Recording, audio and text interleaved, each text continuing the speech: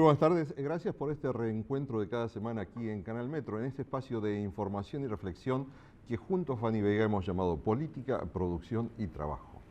Y gracias por compartir también este momento semanal en Política, Producción y Trabajo para hablar de cosas cotidianas, de temas que en la realidad nacional e internacional influyen generalmente en nuestras vidas. Lo último que puede ser, que debe ser pensado como una bisagra quizá. Como una bisagra no solo en la región, sino en la política, en la aldea global en la que habitamos. Francisco, el Papa Gaucho, nuestro Francisco Bergoglio, estuvo en América Latina, estuvo en Ecuador, en Bolivia, en Paraguay, y allí planteó cosas que tal vez los hombres, los ciudadanos de fe, no analizaron más allá de la propia fe. Pero los que tenemos alguna necesidad de analizar las cosas políticamente, tenemos que advertir por lo menos 3 puntos básicos en la visita de Juan Pablo II, en los discursos que hizo, Francisco. Mencionó a San Juan Pablo II en más de una ocasión, citándolo. Y tenemos que tener en cuenta que Francisco cuestionó 3 aspectos muy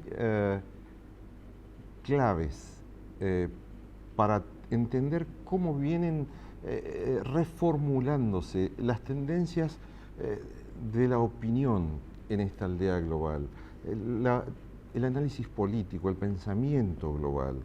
Francisco está teniendo un rol de liderazgo mundial, ha permitido cambios en la política exterior de Estados Unidos, la reconciliación, el restablecimiento de relaciones entre Estados Unidos y Cuba, lo tiene a Francisco como el verdadero motor.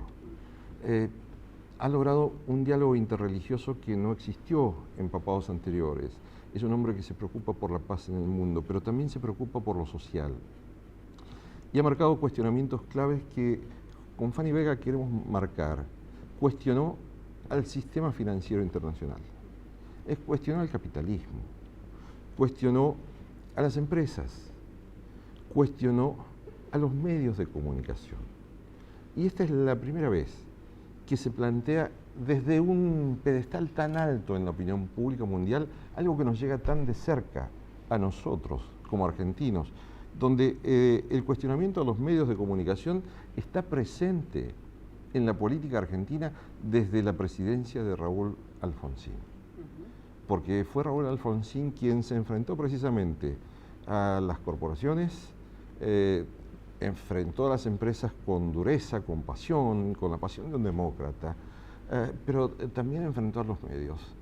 Precisamente esos medios, decía Ricardo, lo comentábamos antes de iniciar el programa, esos medios que a lo mejor han estado ausentes en otras épocas, ¿no? O que medios que tal vez no le hacen llegar a la ciudadanía exactamente cosas que están pasando gravísimas, como crisis internacionales o crisis que además van a tener consecuencias económicas para todo el mundo, como lo que le está pasando a Grecia, o quizá en el momento como el de hoy, que estamos anunciando un acuerdo internacional con Irán, las grandes potencias del mundo están haciendo estos acuerdos y sin embargo a ese país también se los estigmatiza cuando hay algún otro acuerdo, en el caso concreto de la Argentina. Yo te diría que los medios siempre han estado presentes en la política argentina. De hecho, sin ir más lejos o yendo lejos en la historia, Bartolomé Mitre creó el diario La República para poder impulsar la postulación de Domingo Sarmiento a la presidencia. O sea, lo que fue el antecesor de La Nación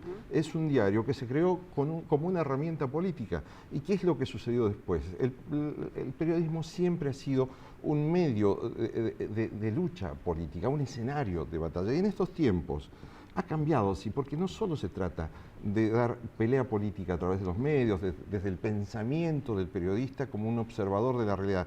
Lo que pasa es que hoy los medios, no solo en la Argentina, sino en el mundo, han perdido a la información, han perdido al periodismo como objeto principal de su actividad y concentran sus esfuerzos en negocios aleatorios, pero que son mucho más rentables, y usan la información como una herramienta de negocios. Entonces es allí donde hay conflictos de intereses necesariamente entre un oficio que debe ser de puente, de relación entre la sociedad y la realidad, se convierte en un elemento que interfiere entre la realidad clara, real, por decirlo de un modo así absolutamente redundante, y la percepción que la gente tiene. O sea, ahí es donde tenemos que pensar que nosotros, como profesionales, debemos reflexionar, debemos objetivar cuál es nuestro rol frente a la sociedad y frente a la realidad. Si estamos tratando de manipular la información, estamos cometiendo un error, estamos cometiendo, en términos religiosos, un pecado profesional, si podemos llamarlo así. El Papa llamó la atención sobre esto, y no está mal que lo reflexionemos, porque en tiempos electorales y en tiempos en que las pasiones políticas en Argentina se han desarrollado del modo en que lo están haciendo en esta campaña electoral, es necesario poner un poco de cordura, de calma, un espíritu de tolerancia, sobre todo porque somos argentinos, estamos cubiertos y protegidos bajo una misma bandera, somos hermanos, más allá de que tengamos pensamientos distintos, somos un pueblo de pueblos porque tenemos aquí en nuestro país todas las etnias originarias y todos los pueblos inmigrantes unidos bajo un mismo pensamiento. La Constitución de 1853, que dice en su preámbulo, para nosotros, para nuestra posteridad y para todos los hombres de buena voluntad que quieran habitar el suelo argentino.